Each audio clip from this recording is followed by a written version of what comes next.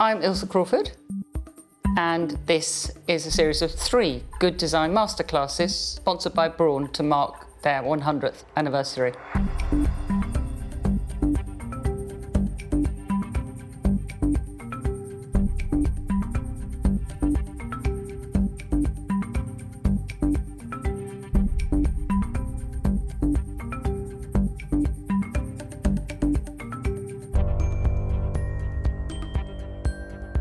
This series of Good Design Masterclasses looks at objects through the lens of the Braun principles of simple, useful, and built to last.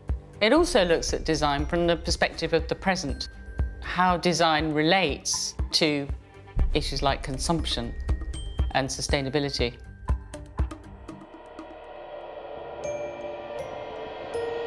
Simple can be unpacked in 3 different ways.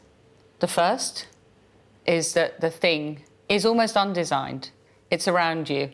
You don't even notice, it just works. The second is that it is easy to use, easy to understand, intuitive. And the third is that the thing works well with other things. So it's understood in the context of a bigger world.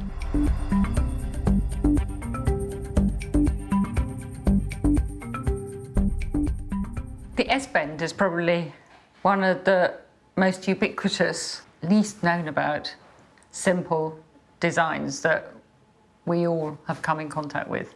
The S-bend was invented in 1775, but it didn't really kick into action until the mid-19th century, when, as a result of industrialization and rapid urbanization, and in particular, there was the Great Stink in London in 1858, which was a catalyst to make this massive shift to what we now know as modern hygiene and the mass production of the WC. The S-bend is ingenious.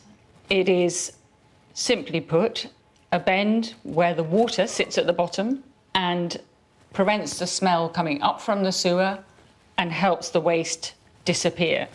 It's so effective that it hasn't changed. Here it is in a slightly updated form, the U-bend, and in millions of bathrooms around the world. And yet we never see it. You know, it's the background to our life.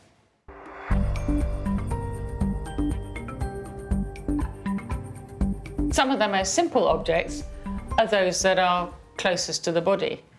They are the most enduring, they are the most evolved and adapted over time, and so reduced to their most essential, most simple form.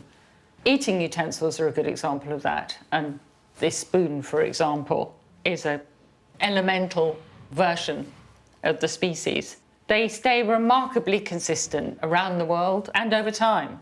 The classic shape, which is essentially a vessel on a stick. This one is made from naranjo wood, it's from Colombia, but this one, its polar opposite, you might say, is made of silver. It was handmade in a garage in West London by a church silversmith, hammered out. Each generation finds its own spoon. For example, right now there's something called Spoonfest, which is a spoon festival where people carve their own spoons from local and sustainable wood. So the expression of the spoon changes, but the form is essentially the same.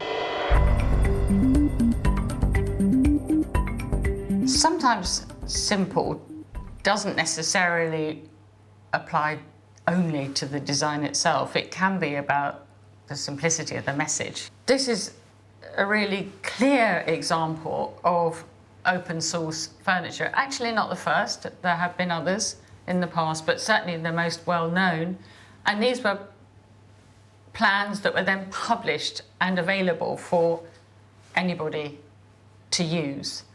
This chair by Enzo Mari is exactly that. This was a message, maybe not in a bottle, but in a chair. You know, he was a 1970s activist who wanted to shine a light on the culture of consumerism and inbuilt obsolescence. The element of design in terms of the product here is that it is a very simple design that people without experience in joinery can make. So in fact, this chair was made for me by the studio. It was made by multiple people, which I think you can probably slightly see in some of the differences of the way that the wood is cut. Even though it's made from, literally a few bits of wood, aesthetics was really not the point. This was simply an intention to reframe the future. All these objects reflect the principles of simple design, which is that they are undesigned, almost invisible, easy to understand, and often ingenious.